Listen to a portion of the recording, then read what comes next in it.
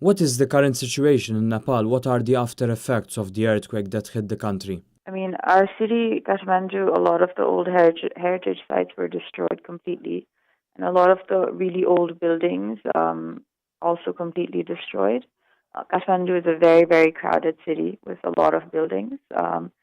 But I think we were still lucky in the sense that there were not as many casualties as there could have been or as was predicted initially. Unfortunately, other cities and villages were devastated by the tragedy that happened in Nepal. How are you tackling the problem? There are about 6 or 7 districts that are really badly affected. We've been working to provide relief, and because it's been raining as well a lot and the temperatures are still very cold, if people haven't didn't die during the earthquake, they're dying now because of the cold and because of the rain and landslides as well.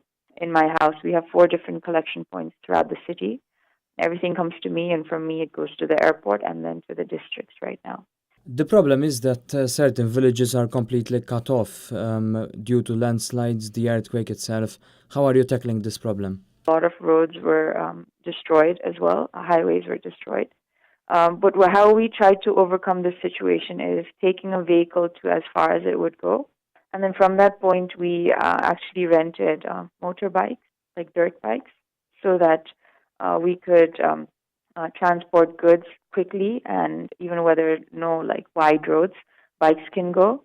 And the bikes have been really efficient actually in also gathering information in areas that people haven't been able to walk as far to or where vehicles haven't gone. Another problem is because of the rain as well, it's made it much more difficult, the whole coordination process. And the third thing is actually, this during this time of emergency and during this, there's a lot of people wanting to help. There's a lot of people wanting to do something, right? But what that also means is that volunteers who are not skilled are going, with a bus with very little things, and they're actually making it more difficult for the locals. They're almost asking more questions rather than being able to help the locals because they don't know the area and don't know the language. However, I believe that after this difficult period of trying to reach the victims, another different process starts, that of rebuilding your lives. Within 1 week, a much clearer picture of the disaster is going to unfold.